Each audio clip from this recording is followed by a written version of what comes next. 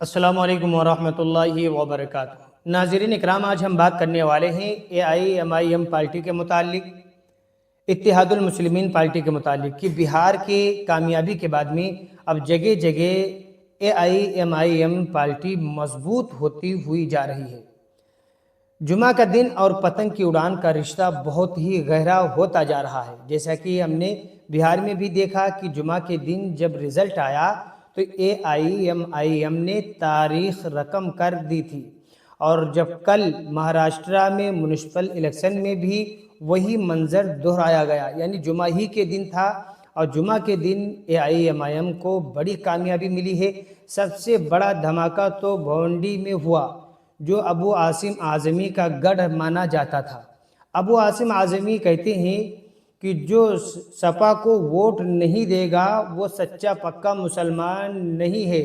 وہ کہتے تھے کہ ہم AIMIM کو اٹھا کر پٹک دیں گے، لیکن جب کل رزلٹ آئے تو معلوم پڑا کون کس کو پلٹے گا۔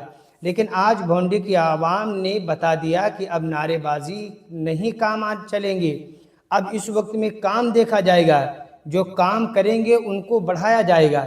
MIM نے بھونڈی میں 8 سیٹوں میں سے 5 سیٹیں جیت کر ابو عاصم اعظمی کے قلعے کو ہلا کر رکھ دیا ہے۔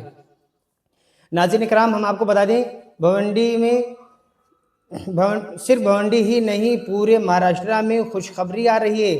بتایا جا رہا ہے کہ امراوتی میں 11 سیٹوں پر شاندار جیت حاصل کی گئی ہے، اور اسی طریقے سے اورنگ آباد میں 15 سیٹوں پر برتری، اور خاص بات یہ ہے کہ ہمارے ہندو بھائی کاکا صاحب جو کہ الیکشن میں کھڑے تھے پتنگ کی طرف سے، ان کو بھی ایک بڑی کامیابی ملی ہے، اور دھولے اور بمبئی یہاں تک بھی پتنگ اپنا رنگ دکھاتی ہوئی نظر آ رہی ہے۔